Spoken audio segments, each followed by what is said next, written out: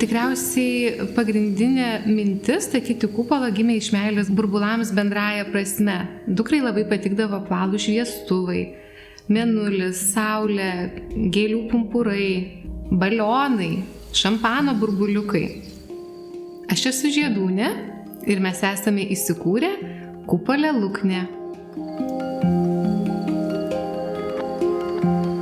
Aš pati esu gimusi Kėdainiuose. Ir Kėdainių apylinkės man visat yra mielos ir smagios gyventi, kurti, būti. Labai mėgstu keliauti, bet visada grįžtu į Kėdainius. Tai va šitas kalnas, Česlovo Milošo aprašytas Isos slėnis su gražia Nevėžio vaga ir vingiu, man pasirodė labai patrauklus. Kitoje kelio pusėje yra mano tėvų sodas. Tai tas kalnas, šlaitas yra puikiai pažįstamas ir atsiradus skelbimų lentai parduodama, mama paskambino, sako, gal tau reikia sklypo. Sakau, gal ir reikia.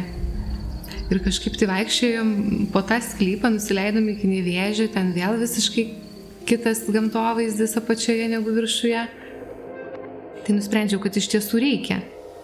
Įsigijus sklypą, pradėjau generuoti idėjas, kas tai galėtų stovėti tam sklype, ką čia galėčiau veikti įdomaus.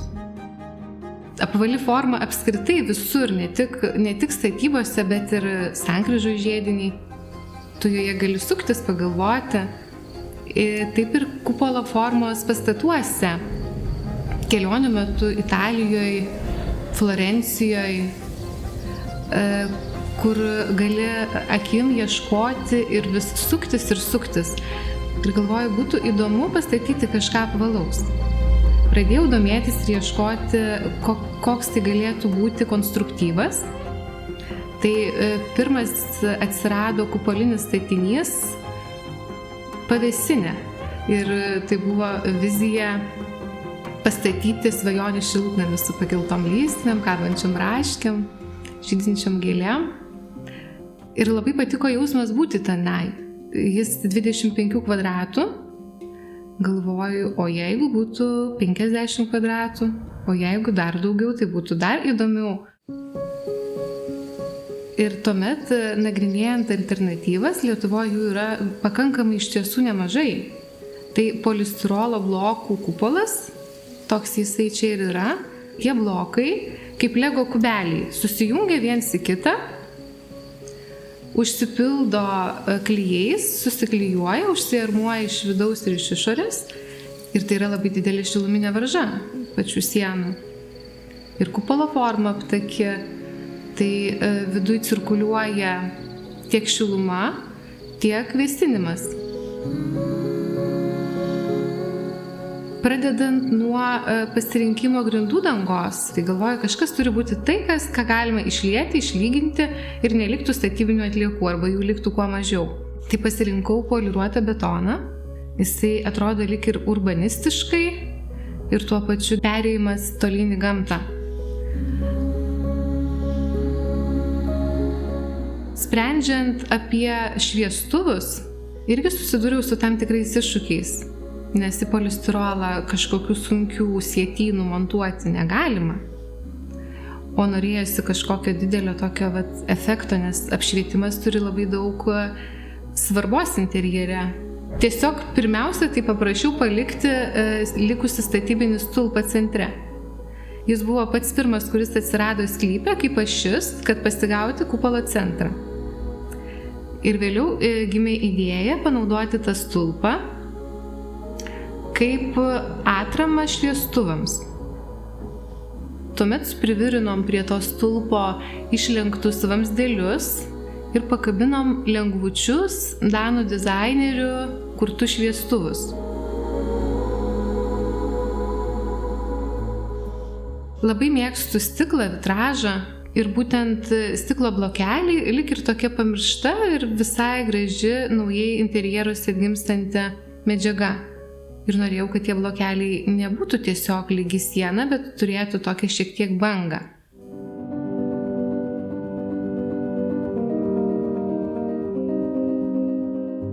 Kalbant apie augalų tematiką, tai man ji yra labai artima, galbūt dėl to, kad aš pati žiedūnė. Mėgstu žiedus, mėgstu augalus, mėgstu gamtą. Pats kupolas yra tarsi neįsiskleidęs gėlės pumpuras. Todėl gėlių čia yra iš tiesų daug. Viduje ir paveiksluose ten daugiau jau išsiskleidę žiedai, o žaluma ir žali augalai, kurie yra kupolo viduj, tai tokia lyg jaukia oazė sukuria.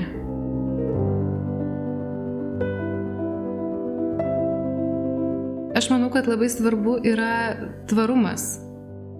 Galima rasti tokių įdomių perliukų sendaikčių turguose ir juos pritaikyti kūrybiškai ir atnaujinti namuose. Ir tai bus daiktai su istorija, su tam tikru turiniu.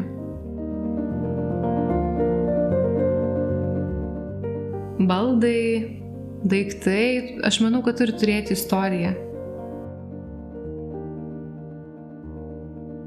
Montuojant langus yra įstatomos tokias arkos, kurias vėliau reikia nupjauti. Ir kai aš atvykau į kupolą, viena arka jau buvo nupjauta, pamačiau kitas ir galvoju, čia taip gražu, negaliu leisti, kad pavirstų statybinę atlieką. Taip priminė lyg tai Santorinį, dar gal kažkokią tai įdomią salą ar vietovę ir paprašiau palikti.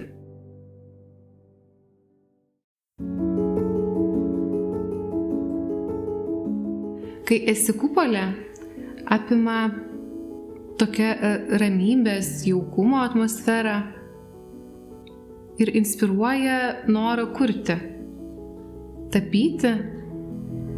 Tai vad norisi imti drobę ir tas tokias pozityves, jaukias mintis išlieti ant drobės. Ir iš tiesų atvyksta nemažai kompanijų, grupių, kurie taip pat kupolę tapo. Iš pradžių nusiteikę skeptiškai, nes dažniausiai sako, aš tapyti nemoku, aš piešti nemoku, jau aš tai tikrai nepiešiu, bet dalyvausiu šventėje ir gimtadienį ir edukacijai. Tai iš tiesų atvykę čia, apimti tos kūrybinės auros, įsilieja ir ima patys piešti. Ypatingai įdomu stebėti vaikus. Jie pradeda nuo visiškai mažyčių piešinukų ir trūksta lik ir drąsos jiems. Tai sako, kaip dabar imti dažus ir piešti tiesiai su dažais. Sako, mes sugadinsim. Tai yra daug tų vidinių baimių, kurias kupolo aura, manau, išsprendžia. Kuriant namus, manau, kad svarbiausia, kas gyvens tuose namuose. Turėtų būti stipriai viskas apgalvota, funkcionalu ir namai tai nesibaigiantis kūrybos procesas. Vieniem įsikūrė tai čiužinys, kitiem įsikūrė naujas virtuvinis komplektas. Tai aš manau, kad žmogus gali jaustis įsikūręs, kai jaučiasi saugiai ir jaukiai savo namuose.